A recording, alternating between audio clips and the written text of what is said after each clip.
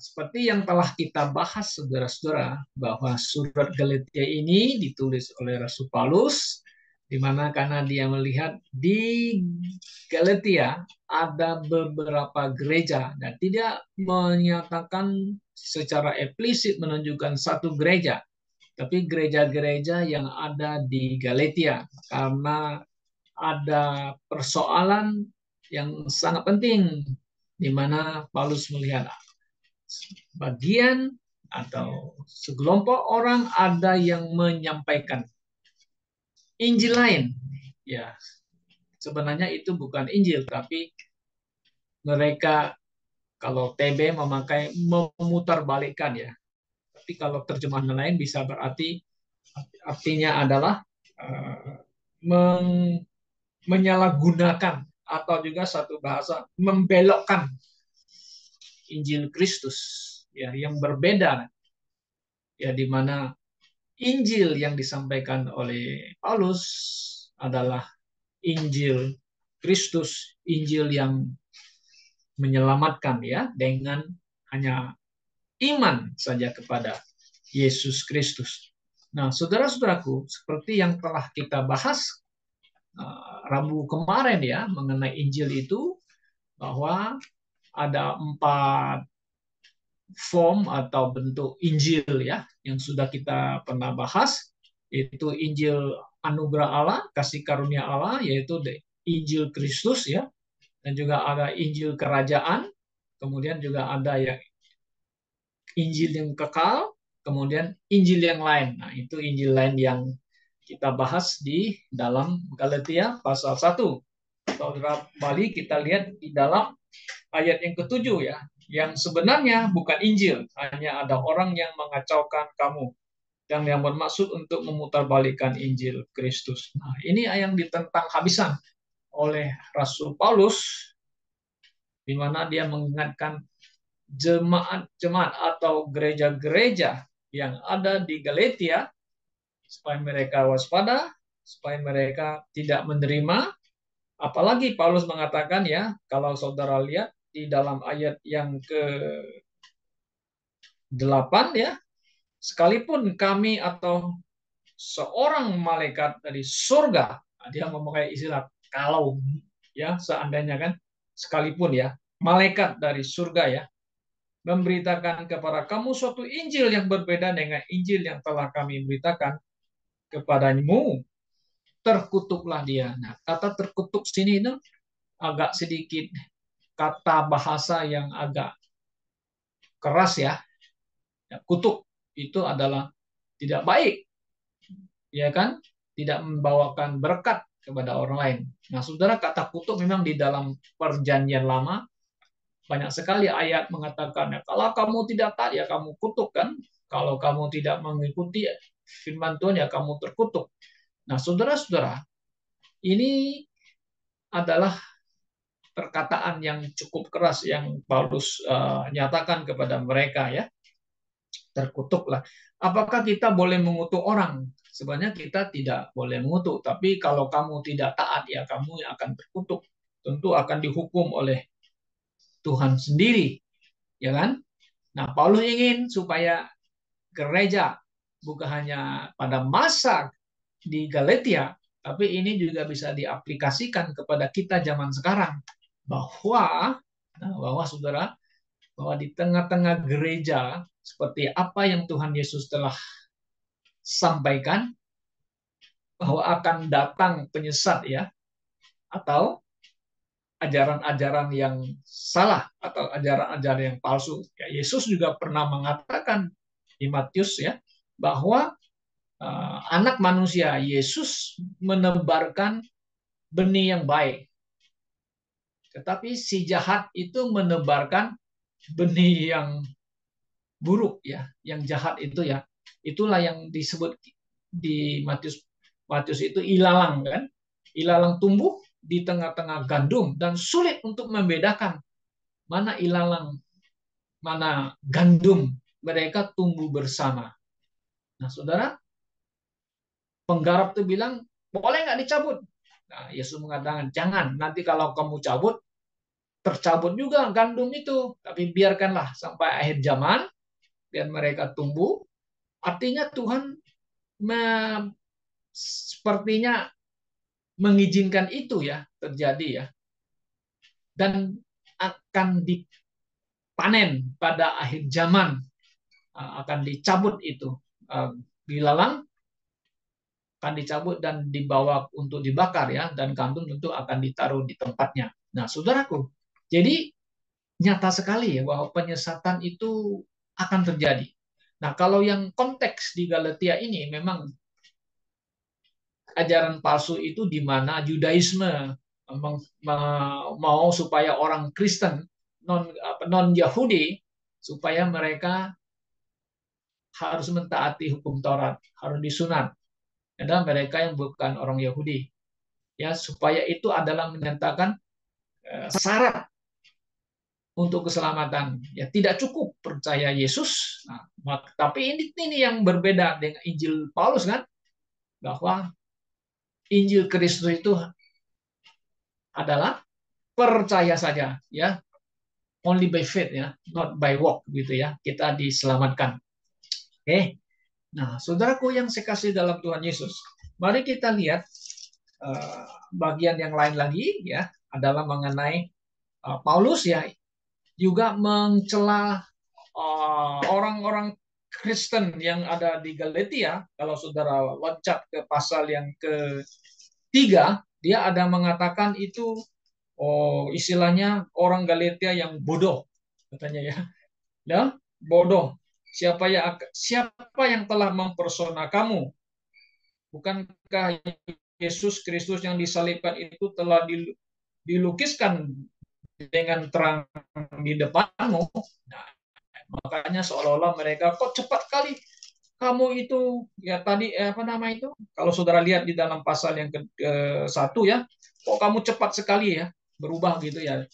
Keselamatan melalui anugerah, tapi kamu mau ikut yang aturan-aturan yang legalistik. Legalistik itu adalah hukum Taurat kembali. Nah, kalau kita lihat apa yang Paulus katakan ini ya, seperti bodoh itu ya, terkutuk dan sebagainya, kata-kata terkutuk itu, ini kan adalah hal yang memang secara manusiawi ya kita nggak suka dengar gitu ya.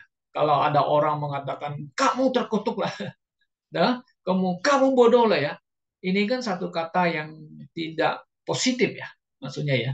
Tapi kalau kita lihat saudara-saudara ya, di Alkitab juga ya, ada mengatakan bahwa kalau orang yang mengatakan demikian ini kan adalah bahaya ya, bahaya dalam artinya akan dihukum oleh Tuhan. Boleh nggak kita mengatakan orang bodoh dan sebagainya?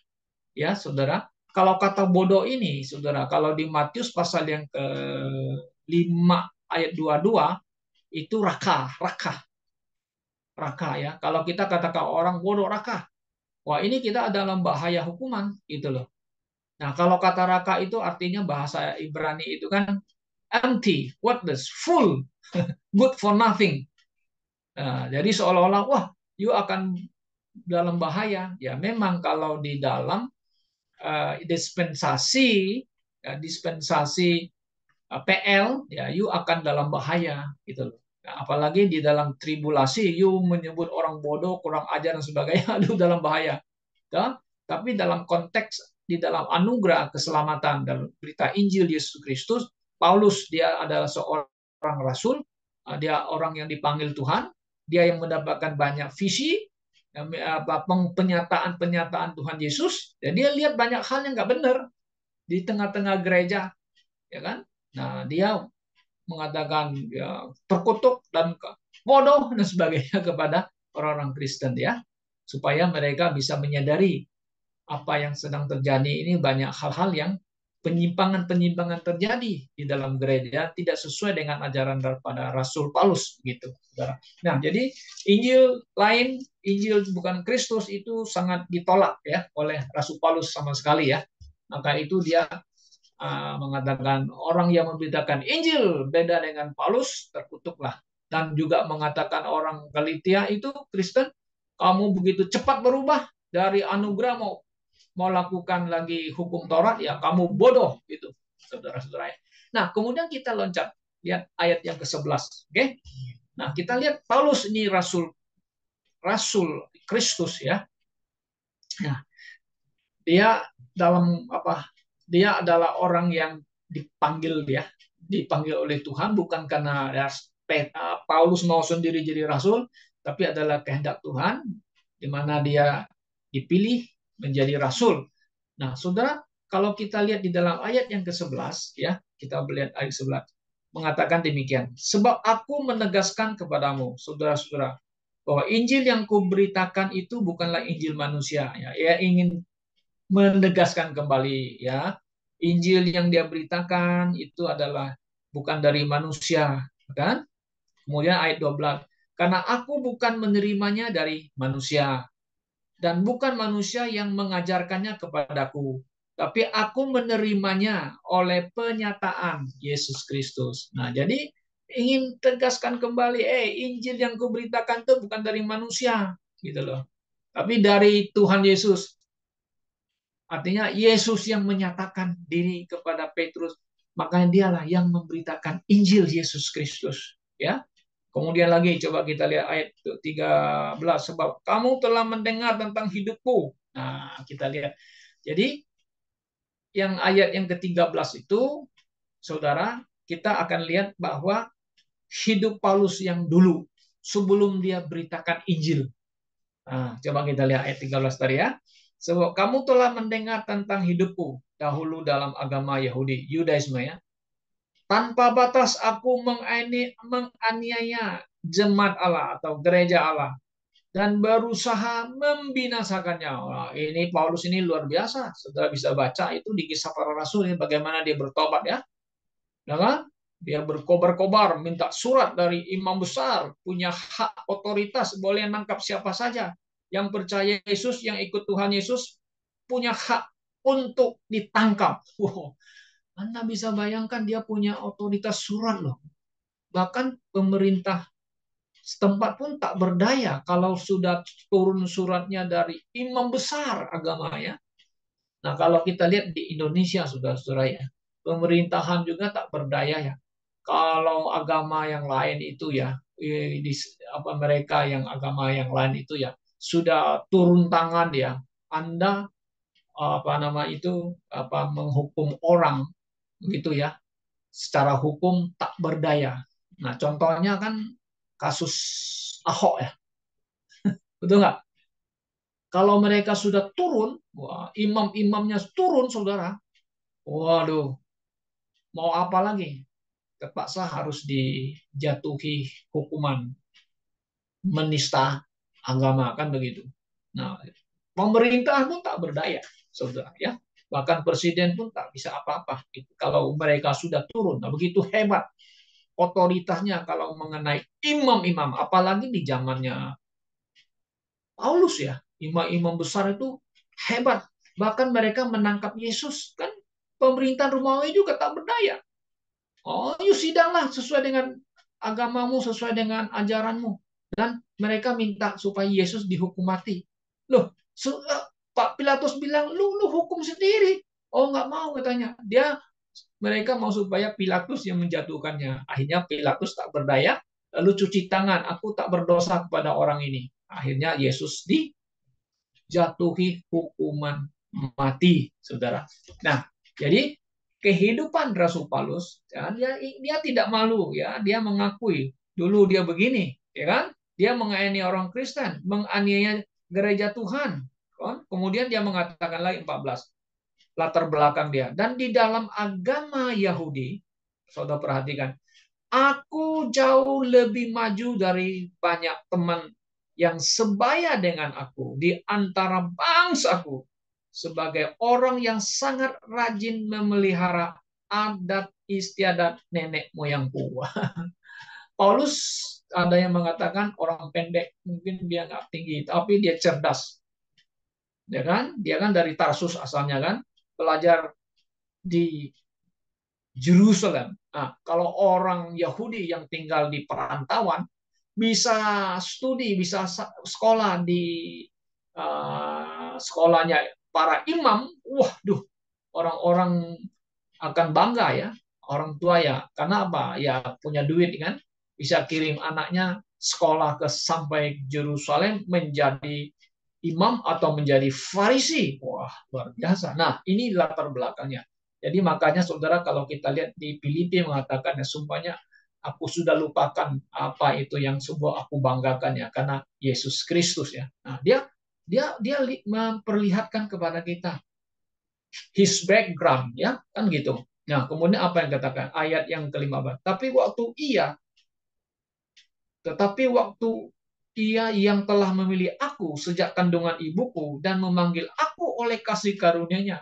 Tadi dia menyadari ya bahwa panggilan dia sebagai rasul itu sudah Tuhan tetapkan di kandungan ibunya ya. Nah, kalau ini ayat ini banyak Calvinis mengatakan, itu kan sudah ditetapkan demikian kan? Oh ya, kalau kita lihat itu ditetapkan begini, saudara ya, for knowledge of God itu Tuhan dari pengetahuan yang jauh sebelum itu ya sudah tahu itu si siapa Paulus itu akan dipilih oleh Tuhan ya menjadi rasulnya itu tidak ada problem. Setelah kalau kita lihat kan Paulus sendiri mengakui dalam hal ini kan sebelum dilahirkan dalam kandungan ibunya dia sudah dipilih tetapkan menjadi rasul begitu ya oleh Tuhan. Ini panggilan khusus ya, panggilan spesial ya. Oke, di mana Tuhan memilih dia untuk memberitakan Injil Yesus Kristus. Oke. Nah, kemudian kita lihat di ayat yang ke-16, berkenaan penyataan anaknya di dalam aku, supaya aku, nah itu panggilannya, memberitakan dia di antara bangsa-bangsa, bukan Yahudi, maka sesaat pun aku tidak minta pertimbangan kepada manusia. Nah, maksudnya apa ini? Ya, dia dipanggil menjadi rasul, memberitakan Injil. Dia tidak pergi minta persetujuan kepada Rasul Petrus itu adalah kepala rasul, Rasul Yesus, atau kepada rasul-rasul yang lain, aku minta izin ya, aku mau memberitakan Injil. No. Nah, di sini ditanya, tidak, dia minta pertimbangan, tapi dia pergi karena perintah dari Kristus sendiri. Nah, kemudian ayat 17. Juga aku tidak pergi ke Yerusalem mendapatkan mereka yang telah menjadi rasul kan sebelumnya. Tapi aku berangkat ke tanah Arab. Dari situ kembali lagi ke Damsik. Lalu pergi ke tanah Arab, kenapa ya? Banyak penafsiran. Nah, dia ingin supaya istilahnya kalau agama lain katanya mau semedi ya. Nah, dia di sana mau menangkan hati ya supaya dia berdoa kemudian nah, Tuhan menyatakan juga banyak penyataan dari revelation ya yang diberikan kepada Paulus di tanah Arab sebenarnya ya kayak di daerah Arab gitu ya. Nah, di situ setelah selesai dia kembali lagi ke Damsik. Damsik itu ibu kotanya Syria ya. Sampai hari ini ibu kota Damsik masih ada. Ibu kota Syria itu ya banyak sudah karena perang saudara di sana banyak yang sudah hancur ya, saudara-saudara ya. Oke. Nah, saudara, jadi ini adalah mengenai latar belakang dari Rasul Paulus ya, kemudian di mana Yesus menampakkan dirinya memberi revelations di tanah Arab kepada dia supaya dia pergi untuk memberitakan Injil Yesus Kristus kembali. Oke. Nah, kemudian kita lihat dia mendapatkan banyak wahyu ya di tengah Arab yaitu yang sudah kita baca. Nah, kemudian saudara, kita lihat di ayat yang berikut lagi, ayat 18, itu Paulus setelah 3 tahun kemudian dia pergi ke Yerusalem.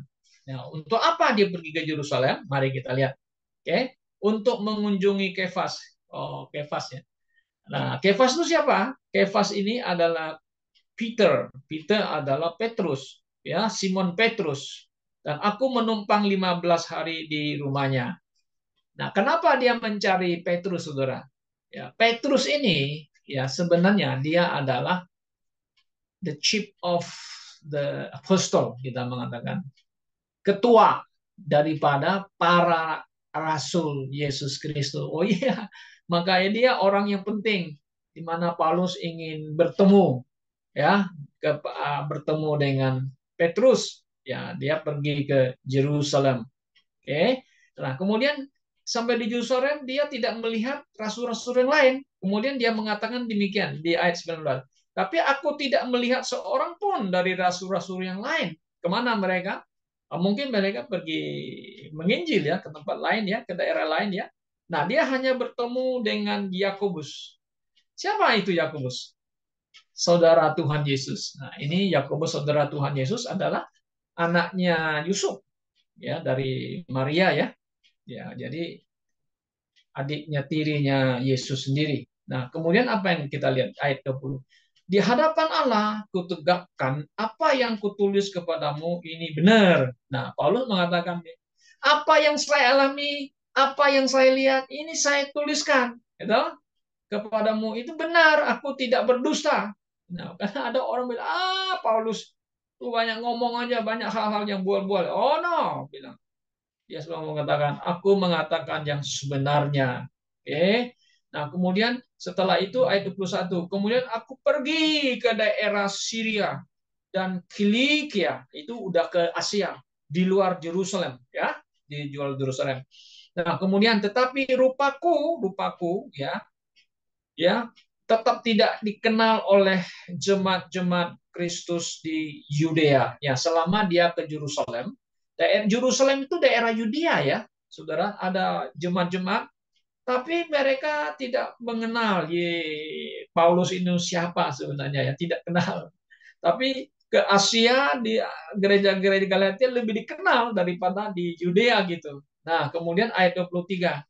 Mereka hanya mendengar bahwa ia tahu maksudnya Paulus yang dahulu menganiaya mereka sekarang memberitakan iman yang pernah hendak dibinasakan dan mereka memuliakan Allah karena aku. Nah, setelah mereka mengetahui, oh, Paulus itu yang dulu yang kita dengar itu yang menganiaya orang Kristen atau menganiaya pengikut Yesus yang pergi ke Damsyik itu. Oh, Paulus ini. Wah, sekarang dia telah apa?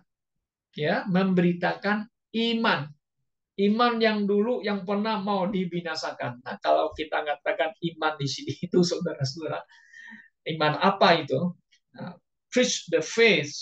Nah, preach the faith. Faith itu adalah tentu di sini adalah mengenai ya kepercayaan tentang kepada Yesus. Ya, tentu ada masalah hubungan dengan doktrinal ya, bahwa Yesus adalah juru selamat, Yesus adalah Mesias, ya, dia adalah putra Allah, ya, dia adalah satu-satunya juru selamat, ya, yang diberikan Allah kepada manusia. Melalui dialah manusia diselamatkan.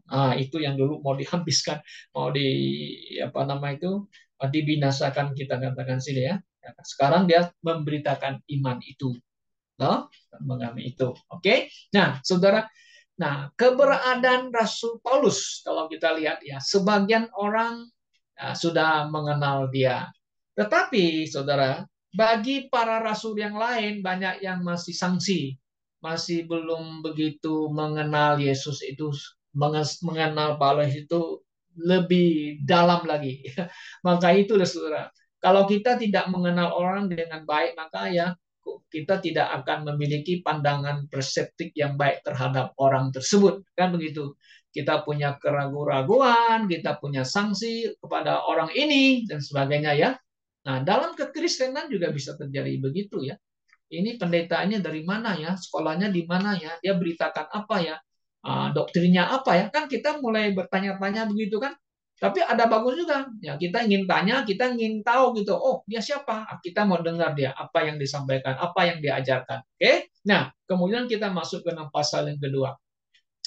Pasal yang kedua ini, ya kalau kita lihat bahwa saudara-saudara adalah Paulus diterima sebagai rasul oleh rasul-rasul yang lain. Nah, mari kita lihat pasal kedua ya. Kemudian setelah lewat 14 tahun, nah setelah udah pernah temu Petrus, ya kan, dia pergi menjelajah ke Asia, memberitakan Injil hampir lama sekali, ya. Kalau di sini 14 tahun, aku pergi pula ke Yerusalem lagi dengan Barnabas. Nah, dia sekarang bawa teman, sepelayan Barnabas. Kemudian bawa seorang yang hasil penginjilannya dari bangsa lain. Dia bukan orang Yahudi, namanya Titus. Pun kubawa juga. Aku pergi berdasarkan suatu penyataan. Dia pergi kemana-mana itu karena ada apa? Visi yang dia terima dari Tuhan gitu. Dia nggak sembarang pergi, tidak sembarang membawa rekan sepelayanannya. Nah, ini buah penyataan dan kepada mereka ku bentangkan ya. KB menerjemahkan bentangkan itu kalau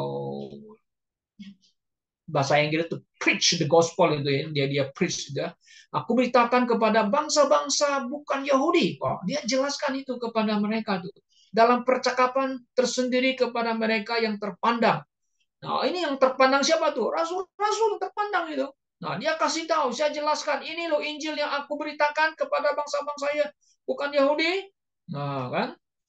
Supaya jangan dengan percuma aku berusaha atau telah berusaha. Nah, Paulus itu sebenarnya ya rasul yang boleh kita katakan ya lebih aktif, lebih rajin, lebih berusaha banyak dari rasul yang lain. Makanya dia mengatakan aku berusaha atau telah berusaha kan begitu. Nah, tapi kendati pun Titus yang bersama-sama dengan aku adalah seorang Yunani. Nah, namun ia tidak dipaksa untuk menyunatkan dirinya. Ini ada banyak teman-teman, ada teman-teman orang Yahudi, Kristen. Ini nggak cukup dia harus sunat dan sebagainya ya.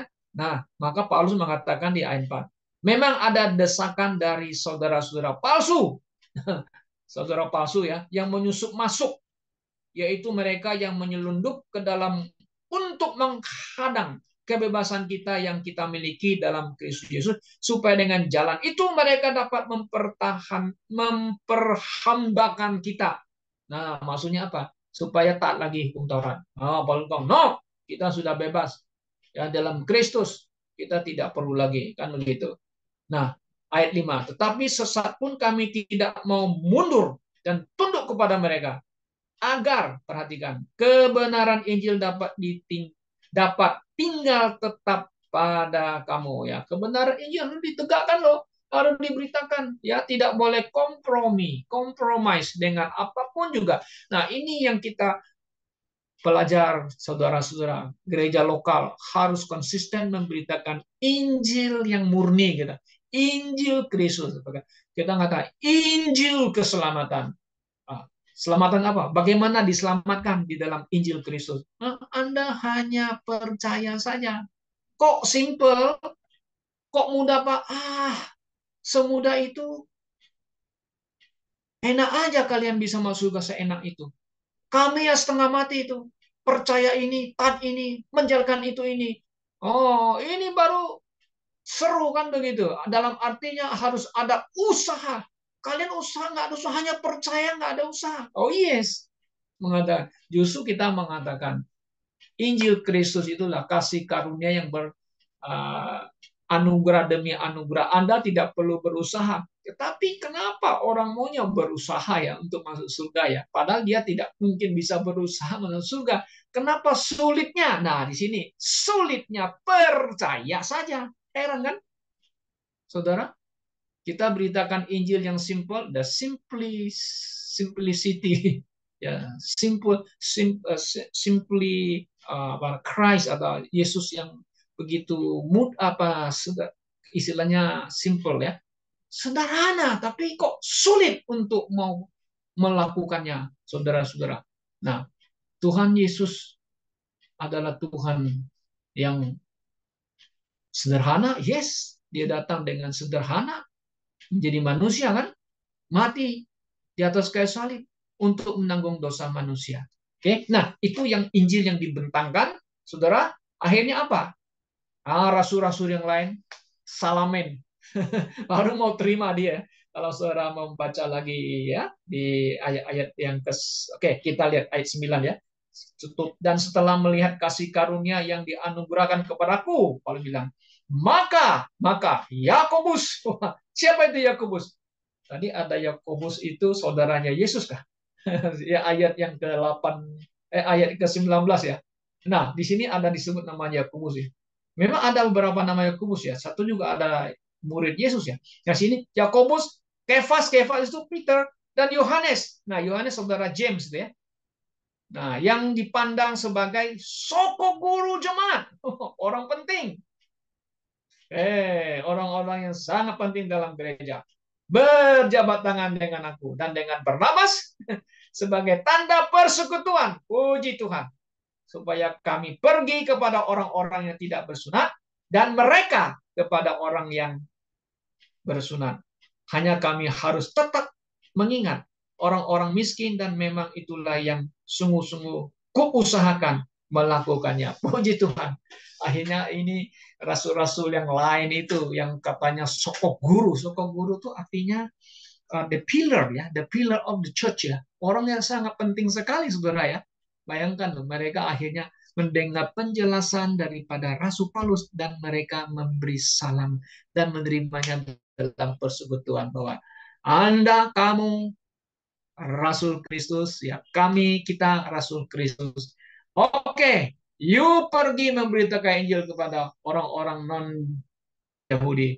Kami pergi ke orang-orang Yahudi. Saudaraku yang saya kasih dalam Tuhan ya, menerima. Ya, nggak gampang ya. Ya, kalau nggak gampang. Kalau kita mau terima orang kan kita harus tanya, you ajarannya apa? You sama nggak dengan saya? Spiritnya sama nggak kan? Ya, Tuhannya sama nggak kan? Kita mengatakan, doktrinnya sama nggak kan? Kalau nggak sama, oke, so no, sorry. Saudaraku, perlu kita belajar juga ya, harus menerima. Waktu Paulus mau bergabung dengan Rasul di Yerusalem itu, ya banyak orang sanksi ya. Akhirnya ada seorang namanya Barnabas memperkenalkan Paulus. Dia menerima Rasul Paulus. Nah, saudara bisa baca itu di Kisah Para Rasul ya. He accept Barnabas accept Paulus ya adalah rasul di mana dia Yesus telah menampakkan dirinya. Saudara, karena itu kita sebagai gereja lokal ya mari kita belajar ya supaya kita juga perlu menerima ya saudara seiman kita apa adanya gitu loh. Kalau belum satu faham, ada hal-hal yang namanya tidak esensial. Nah, mari kita terima juga mereka ya supaya kita bisa punya satu pemahaman. Untuk apa? Supaya kita boleh sama-sama untuk memberitakan Injil Yesus Kristus. Nah, gitu. Injil yang menyelamatkan orang ya. Kiranya Tuhan memberkati kita pada malam hari ini.